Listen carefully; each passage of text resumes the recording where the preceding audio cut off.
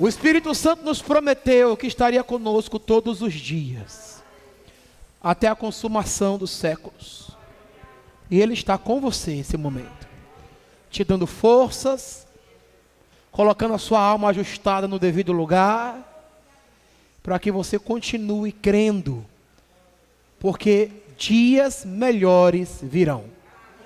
Amém, igreja? Se assente. Jesus é lindo. A Ana cantou uma canção aqui sobre o vaso de alabastro. O Espírito Santo me pediu para te fazer uma pergunta. Quando nós lemos o contexto daquela mulher que quebra o seu vaso, João capítulo 12, versículo de número 5. João 12, 3, na verdade, João 12, 3.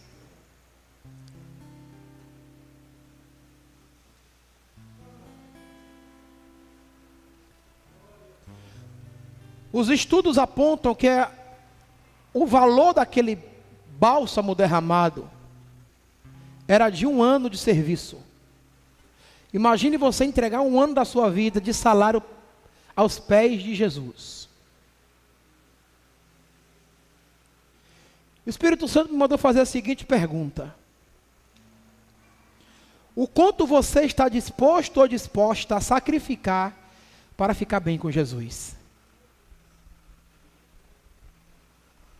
O quanto você e eu, nós, igreja, estamos dispostos a sacrificar para ficar bem com Jesus?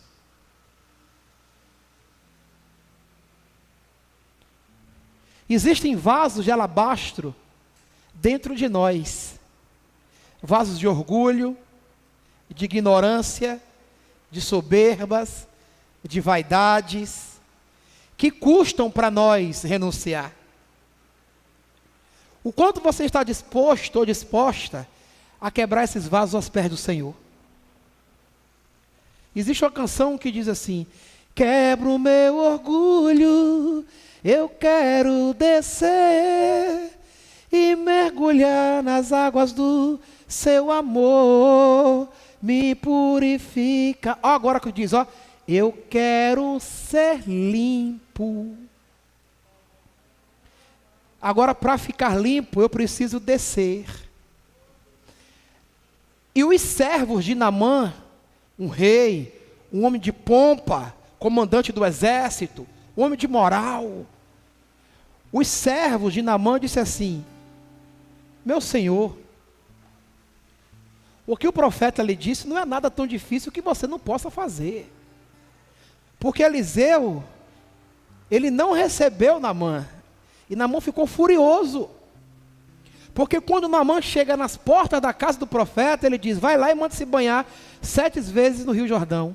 Quer dizer, não chamou para entrar, o cara tinha moral. O cara era líder, ele era comandante de um exército. E nem recebido ele é. O profeta nem manda ele entrar, nem serve um café para ele, da porta manda embora. Vai lá e se banha no Rio Jordão 7 vezes. E ele ficou furioso, porque ele era importante, porque ele tinha nome. E os servos de Naamã disseram: meu senhor, seja mais humilde, se humilhe, se banhe. Então, para curar nossa alma, precisamos quebrar os nossos vasos de alabastro, irmãos. Senão nós não recebemos cura. Pastor, mas é difícil. Quebre o vaso aos pés de Jesus. Porque só teremos a presença de Deus em nós quando alguns vasos forem quebrados. Amém? Fique com essa reflexão em cima dessa letra, que muito linda, muito forte, inclusive. Eu gosto de observar os contextos das letras. Existem certas letras que eu não tenho coragem de cantar, porque eu não vivo. Aí eu nem canto. Então eu procuro ler a letra, praticar primeiro, para depois eu cantar a letra, que o negócio é tremendo. Então existem letras que a gente canta na profecia, porque viver está longe. A gente profetiza. Quero que valorize o que você tem. Você é um ser, você é alguém muito importante para Deus. Nada de ficar sofrendo angústia e dor nesse seu complexo inferior, dizendo a Deus que não é ninguém. Eu quero falar o amor que você tem. E quantas pessoas não amam o outro? Então a gente profetiza.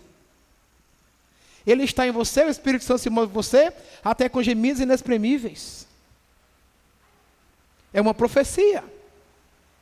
Somos um corpo assim bem ajustados, totalmente ligados, unidos, vivendo em amor. É uma profecia.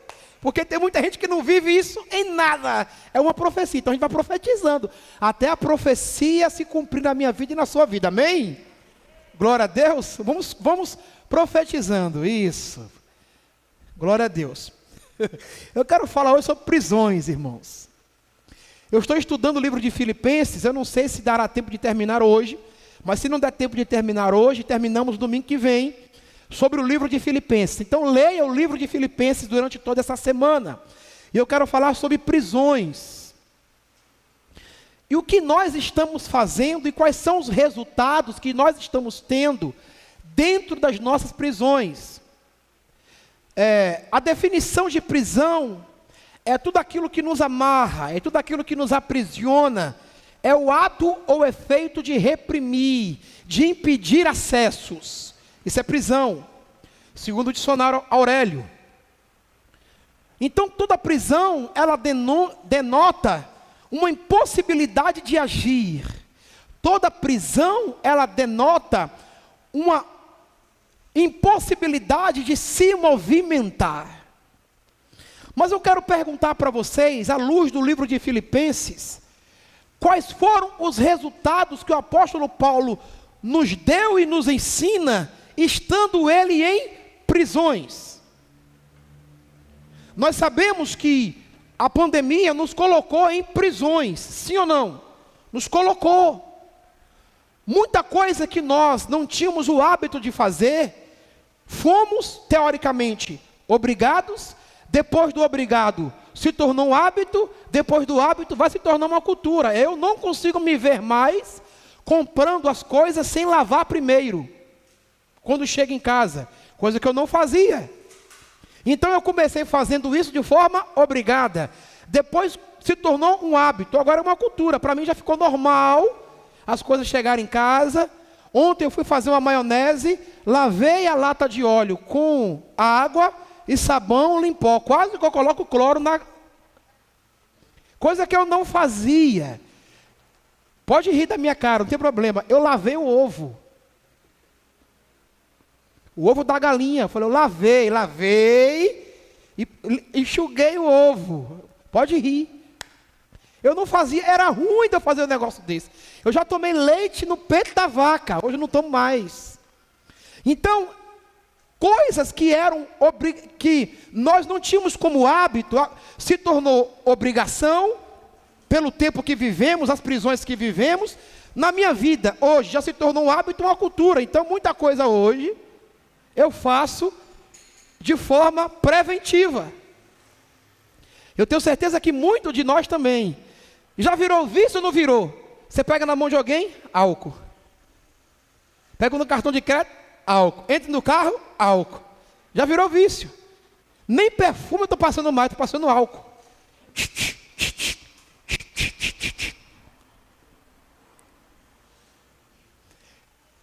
Porque as prisões, elas nos ensinam algumas coisas. E é sobre isso que eu quero falar. Dentro dessas prisões, eu tenho certeza absoluta que aqueles que souberam ler o reino espiritual, aprenderam muita coisa.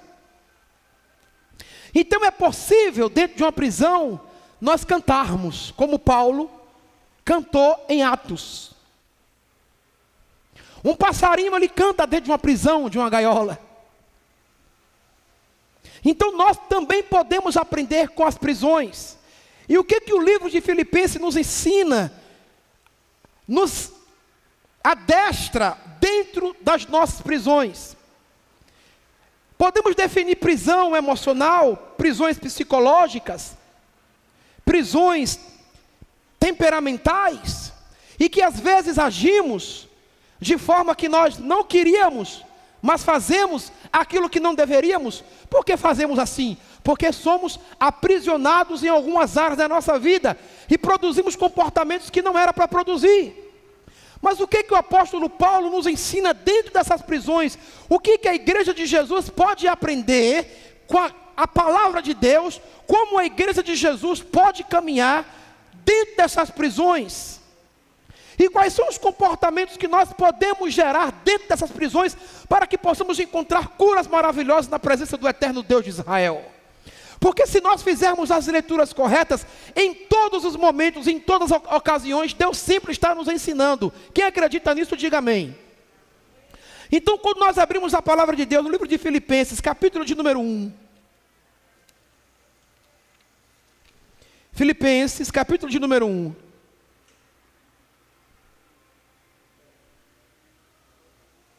Versículo de número 12. Filipenses, capítulo de número 1, versículo de número 12. Abra a sua Bíblia, diz assim: desejo, portanto, irmãos, que saibais que tudo o que me aconteceu tem, ao contrário, servido para progresso do Evangelho. Olha que tremendo. Desejo, portanto, irmãos, que vocês saibam que tudo o que me aconteceu tem, ao contrário, servido para progresso do Evangelho, de tal maneira a ficar evidente para toda a guarda do palácio e para todos os demais que é por causa de Cristo, que estou na prisão. Versículo 14. E os irmãos, em sua maioria, motivados no Senhor por minhas algemas, ousam pregar com mais coragem e determinação a palavra de Deus. Olha só, irmãos, que tremendo. Então Paulo estava preso.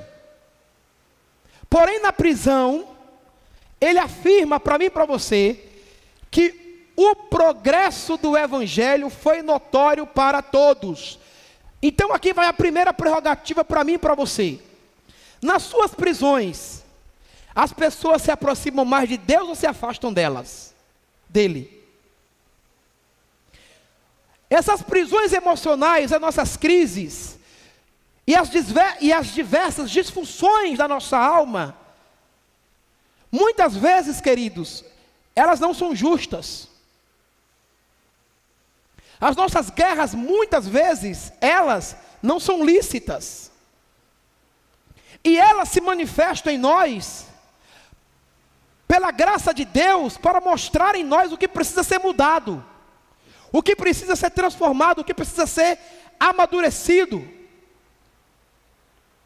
A carta do apóstolo Paulo aos Filipenses é uma carta que nos leva a entender o como é importante lutarmos, batalharmos pelas causas corretas, pelas causas lícitas.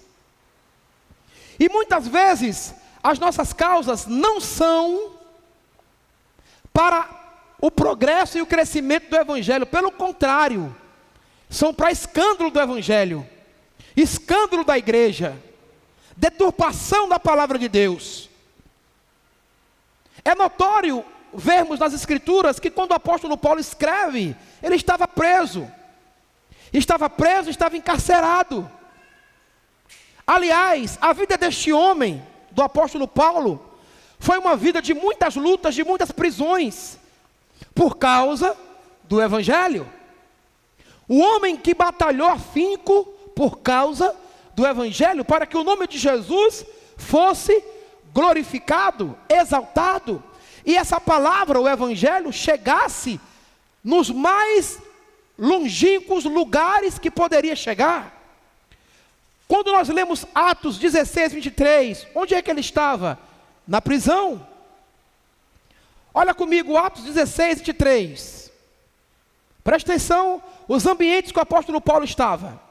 E havendo-lhes dado muitos açoites, os lançaram na prisão, mandando ao carcereiro que os guardasse com segurança. Aqui foi onde surgiu a igreja de Filipos. O apóstolo Paulo, depois de pregar o evangelho, expulsar demônios, curar enfermos, fazer um alvoroço na cidade, ele é preso, ele é encarcerado. E dentro desse contexto, na prisão, à meia-noite, ele começa a adorar Jesus. As prisões se abalam, elas se abrem, o carcereiro fica louco. E Paulo diz, não se suicide, porque estamos todos nós aqui. E Paulo usa aquela causa, usa aquelas dores, usa aqueles açoites para ganhar também um carcereiro para Jesus. Eu quero lhe fazer uma pergunta: as suas dores têm servido para ganhar almas para Jesus ou para afastar Jesus das pessoas? Outra prisão do apóstolo Paulo está registrada em Atos 21, 33. Agora ele está preso em Jerusalém, a qual fica 2 anos preso em Jerusalém, e ele apela para César, uma prisão que, segundo a Bíblia, ela dura quase 5 anos, até Paulo chegar em Roma. E ele diz, então, aproximando-se, o comandante prendeu e mandou que fosse acorrentado com 2 cadeias, e perguntou quem era e o que tinha feito. Nesse contexto, o apóstolo Paulo também ia ser açoitado. Como ele conhecia um pouco de Deus, um pouco de Bíblia, um pouco de jurisdição, ele chegou para o comandante e disse assim: é lícito você açoitar um cidadão romano? Aí o cara tira a mão: você é cidadão romano? Sou cidadão romano. Mas ele foi preso. Por causa de que ele foi preso? Por causa do evangelho, por causa da verdade. Então é bem possível vivermos na verdade, pregarmos a verdade, nos alicerçarmos na verdade e mesmo assim sermos perseguidos. Outra prisão do apóstolo Paulo, em Cesareia, Atos 23. Agora ele já está se locomovendo, porque juntou-se um complô contra ele para matá-lo, e o sobrinho de Paulo descobriu, chegou para o carcereiro ou para o comandante e disse: olha, armaram uma cilada para ele, para pedir uma audiência, mas isso é uma cilada, é para que Paulo seja morto, não permita que essa audiência seja marcada. Aí essa notícia chega ao comandante, o comandante pega Paulo e transporta para Cesareia. Atos 23.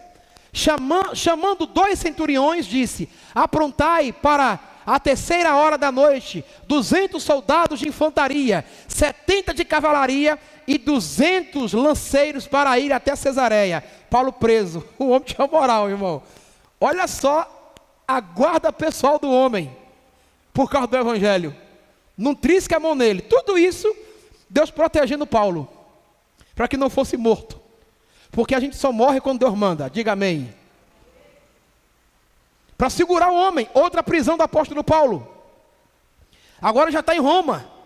Atos 28, 20. Então de Atos 16 até Atos 28, foram quase 5 anos de prisão. Entra em uma, sai, vai para outra, sai, vai para outra. Por causa do evangelho. Atos 28, 20. Por esta causa, pois, vos convidei para vos ver e falar, porque pela esperança de Israel, estou preso com estas cadeias. Ok. Então, olha quantas vezes o apóstolo Paulo foi preso. E por último, em Roma. E o que o apóstolo Paulo fez nessas prisões? Ficou com raiva de Deus? Não. Deixou de pregar a verdade? Não. Deixou de ser um cristão autêntico? Não. Entrou em crises emocionais, psicológicas, saiu da igreja? Não. Porque ele sabia que as suas causas eram lícitas. Ele sabia que tudo aquilo que ele estava passando era porque ele tinha uma convicção daquilo que ele estava fazendo e daquilo que ele estava vivendo em Cristo. E ele chega a dizer em 1 Coríntios, capítulo 4, versículo 18, que ele sofreu muito. Ele chega a dizer que ele lutava contra pessoas que pareciam animais que queriam destruí-lo. Mas ele não desistiu.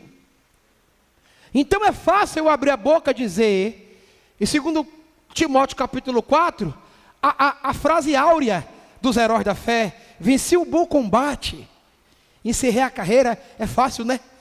Agora leia a biografia de Paulo e você vai ver que combate. E ele não desistiu. Ele não deixou de lutar pela igreja. Ele não perdeu a convicção de fé em Cristo Jesus. Ele morreu pela sua causa.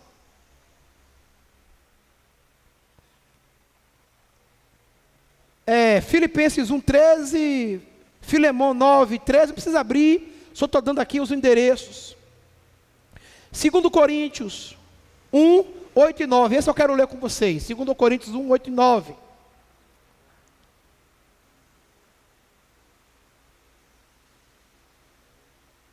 Segundo Coríntios 1, 8 e 9 diz assim: porque não queremos, irmãos, que ignoreis a tribulação que nos sobreveio na Ásia, pois que fomos sobremaneira oprimidos, acima das nossas forças, de modo tal que até da vida desesperamos. Portanto, já em nós mesmos tínhamos a sentença de morte, para que não confiássemos em nós, mas Deus que ressuscita os mortos. Tudo isso são prisões. E por último, eu quero ler com vocês 1 Coríntios 15, 32. Olha como Paulo se refere às pessoas pelas quais lutavam contra ele. Olha o que ele diz, 1 Coríntios 15, 32. Se como o homem combatia em Éfeso com as feras, que me aproveita isso, se os mortos não são ressuscitados, comamos e bebamos, porque amanhã morreremos. Porque a palavra de Paulo era sempre sobre a ressurreição em Cristo Jesus. E ele diz que as pessoas que lutavam contra ele em Éfeso eram como feras, homens ferozes, que queriam matá-lo a todo custo, por conta de uma verdade que ele vivia, por conta do Evangelho, por conta de Jesus. Uma perguntinha: qual é o nível de sua guerra, queridos? Você acha que a sua guerra e as suas causas são lícitas? Nós achamos que no tempo atual, o século 21, a igreja contemporânea, plataformas digitais, nós temos motivos para nos afastar de Jesus? Olhando para a biografia do apóstolo Paulo, será que ele não tinha motivos suficientes para parar de pregar o Evangelho? Diante de tanta guerra e aflições? Então eu quero conversar com vocês hoje, depois dessa introdução, o que nós podemos fazer para vencermos as nossas guerras? Quais são os caminhos que devemos tomar? Quando ele ensina aos filipenses que ele estava preso, mas ele estava feliz, pelo progresso do Evangelho, pelo crescimento. Ele estava preso, é verdade, mas estava feliz. Tem condições de você estar nas suas prisões e feliz? Ou nós ficamos com ódio, com raiva? Mas Paulo está dizendo que ele estava preso, mas estava feliz, porque a causa era justa, e o crescimento do Evangelho seria notório. Para nós não retrocedermos na fé, e usarmos as prisões para crescimento, nós precisamos tomar alguns caminhos, alguns comportamentos, e seguirmos em Cristo de uma forma segura e firme.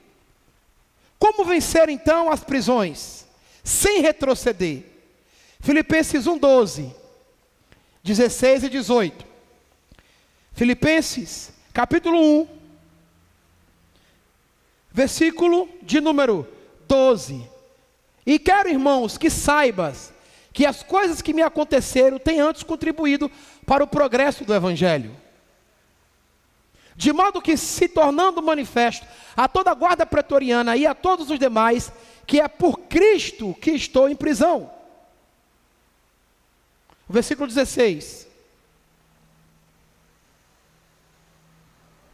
Estes por amor, sabendo que fui posto por defesa do Evangelho. Versículo 18. Mas que importa, contanto que de toda maneira, ou por protesto ou de verdade, Cristo seja anunciado. Nisto me regozijo, sim, e me regozijarei. Nisto me alegro e me alegrarei. O que fazer para vencer as prisões e não retroceder? Primeiro, viva a causa do Evangelho. Precisamos aprender a viver as causas do Evangelho. Por que o apóstolo Paulo não retrocedia? Porque a causa do apóstolo Paulo era única e exclusivamente Cristo, era única e exclusivamente o Evangelho, era única e exclusivamente a expansão da graça de Cristo. Todas as vezes que nós entramos em uma crise, em uma prisão, que não for por Cristo, essa crise ou essas prisões, elas não serão lícitas e justas se elas não tiver como norte Cristo, se elas não tiver como parâmetro Cristo, se elas não tiverem como padrão Cristo. E se no final da luta, e se no final das nossas crises, o nome de Cristo não for glorificado, não foi uma causa lícita. Tudo que ele fez foi pela causa do Evangelho. Tudo que ele produziu, passou, sofreu, foi por causa de Cristo. Então é inadmissível mudarmos o nosso caminho, a nossa adoração, por qualquer outro motivo que não seja Cristo. Então a pergunta que eu devo fazer é: quando eu estou em uma prisão, seja lá que nível for, o que eu posso fazer dentro dela para que o nome de Jesus seja glorificado? Para que o Evangelho ganhe e a expansão do Evangelho seja multiplicada. Porque se isso não está acontecendo com a igreja, estamos caminhando por princípios e por desejos próprios e carnais, não pela causa de Cristo. Está comigo aqui? O que nós precisamos fazer? Viver as causas do Evangelho. Viver as causas de Cristo. Sabemos que eu não vou retroceder se Cristo for minha causa princípia. E se tudo aquilo que eu estou fazendo dentro dessas minhas prisões vai trazer glórias e honras para Cristo, e o Evangelho será anunciado e multiplicado. Observe as suas ações e condutas. Quem está ganhando? Quem está sendo glorificado? Quem está sendo anunciado pela sua vida e pelo seu comportamento? É Cristo ou não? Segundo, para vencer as prisões e não retroceder, Filipenses, essa segunda? Coloca a segunda para mim. Para vencermos as prisões sem retroceder, precisamos ter a convicção de quem ou de que ou o que nos acontece em Cristo sempre deve cooperar para o progresso do Evangelho. 1:12, que eu acabei de falar. Terceiro,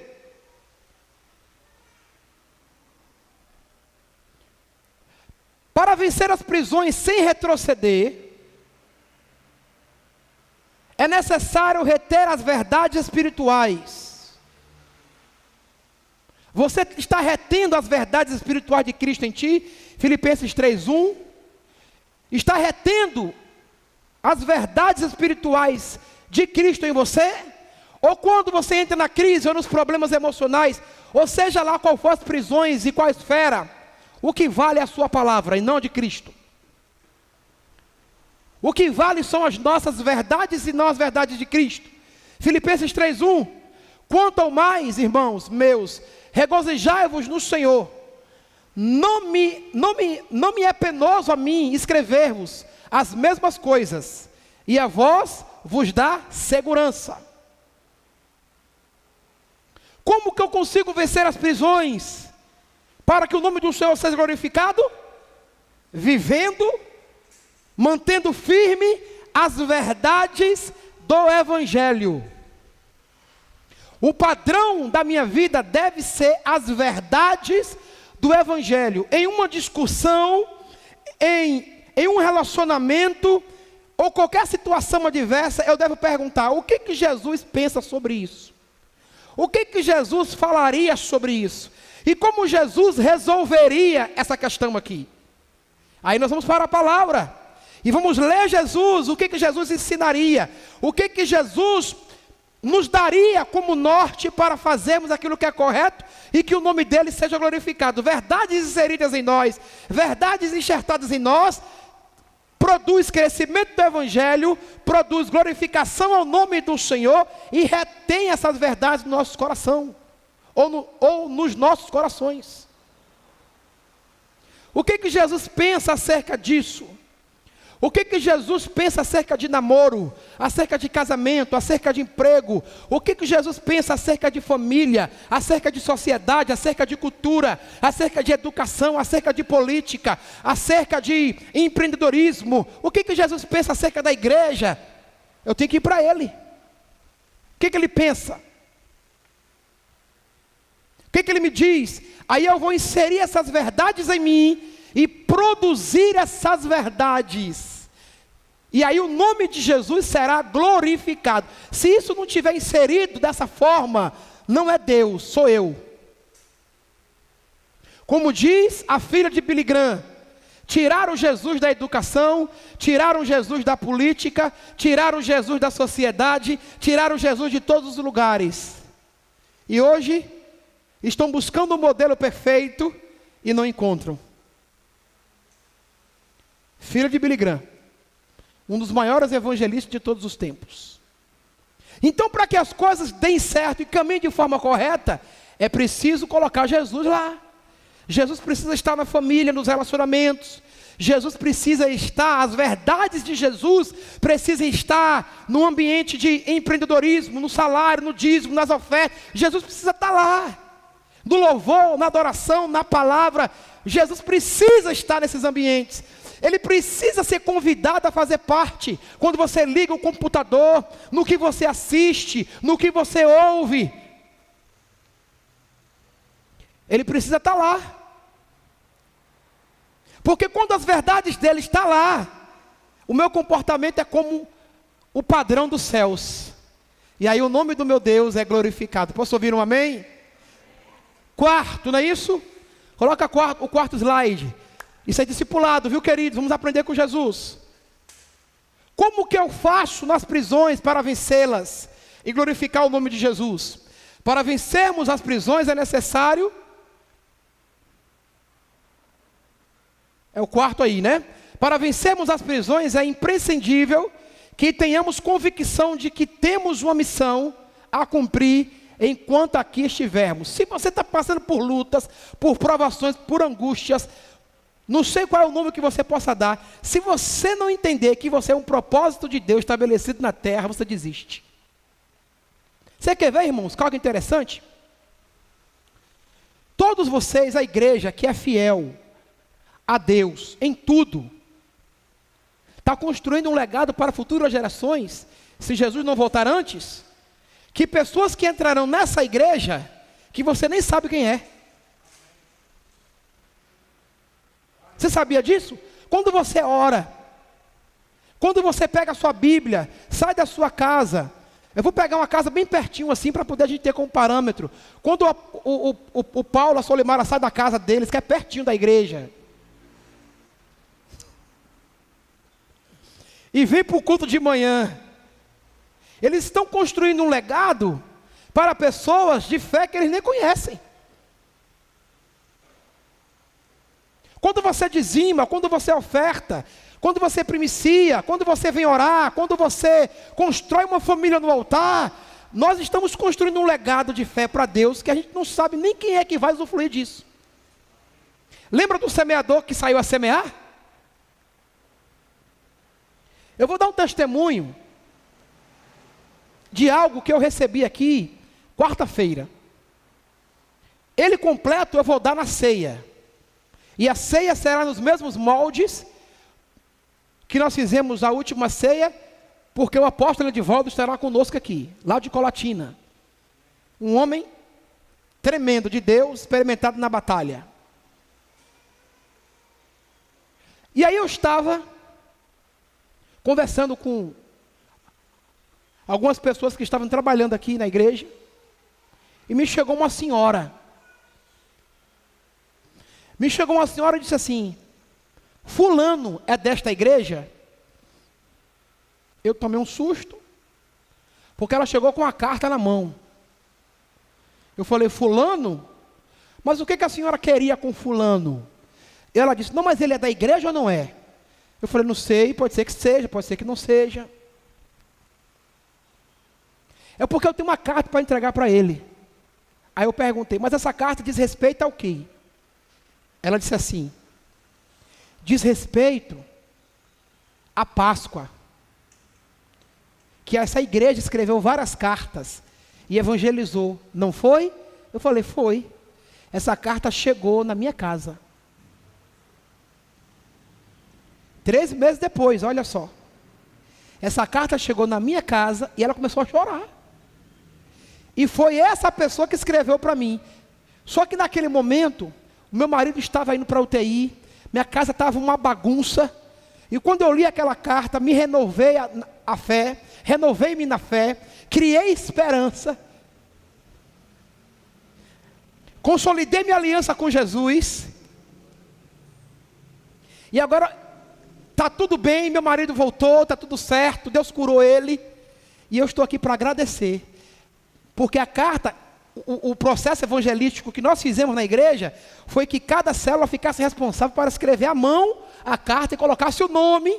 E nós iríamos em casa, entregar essas cartas. E chegou na casa dessa senhora. E ela estava contando para mim o testemunho aqui, chorando. Quando ela falou o que era, eu disse, fulano é desta igreja. Aí ela disse assim, entrega essa carta para ele. Aí eu vou entregar na ceia essa carta e vou dar esse testemunho. Porque eu vou mandar ele ler essa carta aqui. Porque quando nós temos convicção de uma missão e semeamos a missão, Deus cumpre o seu propósito. Eu tenho certeza que essa pessoa que escreveu essa carta nem sabe quem é essa mulher, muito menos a família. Mas nas prisões que nós estávamos na época de pandemia, porque era pandemia, já tinha começado, ela recebeu uma palavra de vida e refrigério por meio de uma carta escrevida à mão. Querido, se nas nossas prisões nós não tivermos a convicção de que nós temos uma missão enquanto aqui nós estivermos, a gente nega a fé. Eu quero dizer que você tem uma missão para cumprir aqui. E Deus só vai te levar quando essa missão estiver pronta. Então eu profetizo que você vai viver 90 anos. Até que a sua missão fique pronta.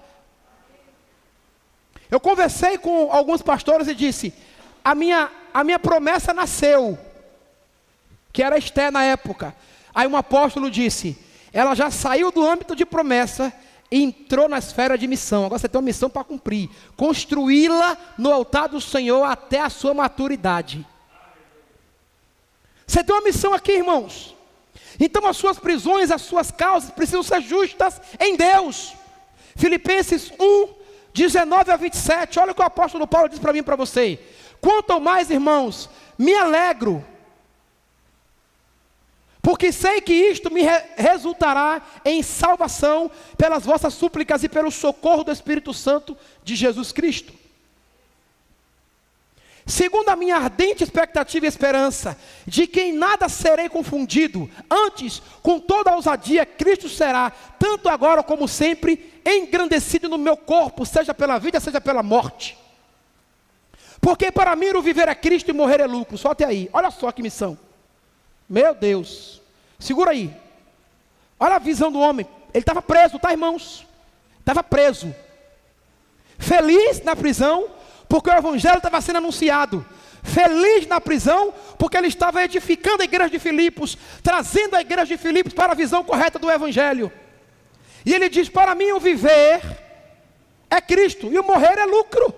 Versículo 22 ele diz,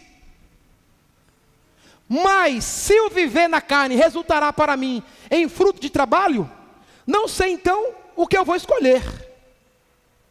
Mas de ambos os lados estou em aperto, tendo desejo de partir e estar com Cristo, porque isto é para mim muito melhor. Prossegue, irmãos. Todavia, por causa de vós, julgo mais necessário permanecer na carne. E tendo esta confiança, sei que ficarei e permanecerei com todos vós para o vosso progresso e regozijo na fé. Até aí. Olha só, irmãos. Olha que convicção de fé. Olha aqui convicção de missão e olha aqui convicção de propósito. Quais são as suas causas? Elas são justas?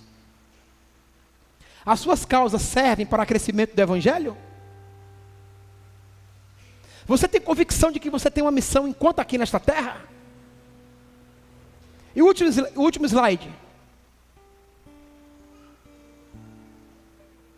Para vencermos as prisões, é necessário ter esperança de que, mesmo encarcerado, não podemos perder de vista a vida eterna. Qual é a sua luta, irmãos? Você não é da terra. Creia na vida eterna. Creia em Cristo Jesus. Creia que a sua construção, enquanto aqui, é para você ir morar no céu. Filipenses 1, 21 a 26. Filipenses 1, 21 a 26. Olha o que ele diz. Porque para mim o viver é Cristo e o morrer é lucro. Mas se o viver na carne resultará para mim fruto de meu trabalho, não sei o que hei de escolher. Mas de ambos os lados estou em aperto, tendo o desejo de partir e estar com Cristo, porque Cristo ainda para mim é muito melhor. Todavia, por causa de vocês, eu julgo mais necessário permanecer na carne. Por quê? Por que Paulo julgava necessário estar presente para a igreja? E tendo esta confiança, sei que ficarei e permanecerei com todos vós para o vosso progresso, para o vosso crescimento, para o vosso amadurecimento na fé em Cristo. O 26. Para que o motivo de vos gloriartes cresça por mim em Cristo Jesus, pela minha presença de novo convosco. Você tem certeza da vida eterna, queridos? Você tem certeza e convicção de que a sua missão, ela tem um endereço, ela tem uma direção? Quais são as causas da sua luta? São justas? Fica de pé.